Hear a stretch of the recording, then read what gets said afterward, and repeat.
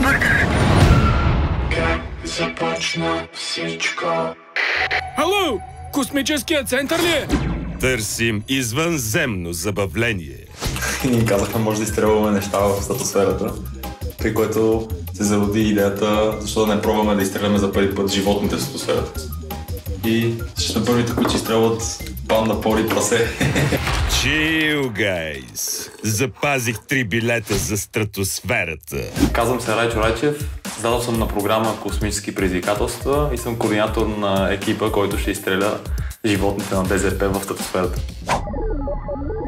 Казвам се Станимир Ганчев и съм технически координатор на мисията ДЗП. Казвам се Александър Колев и в мисията участвам, като разработих комуникационната система на апарата. Аз съм Сергей, съм авиоинженер. В конкретната мисия участвам с изграждането на тялото и логистиката около изпълнение на самата мисия и проследяване.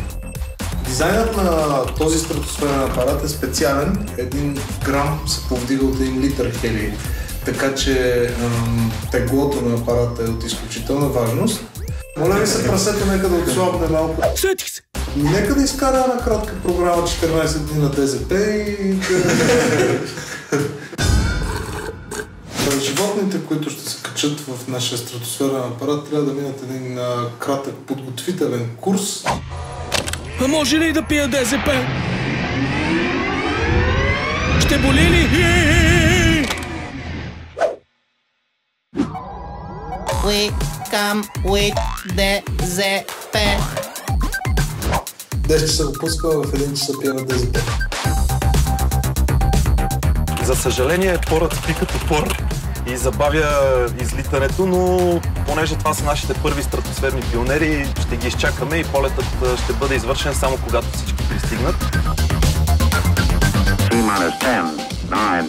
Хюстън, нямаме проблем.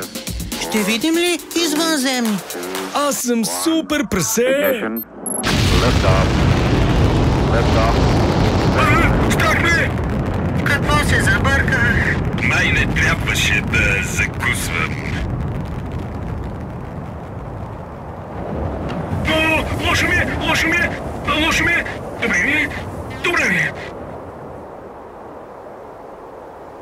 Гайс, да си усещам перчема. Ако не удари някой самолет, дано да е за Карибите. Chill, guys, имаме разрешение от РВД. Какво е РВД? Нещо като ДЗП? Ще спираме ли за туалетна?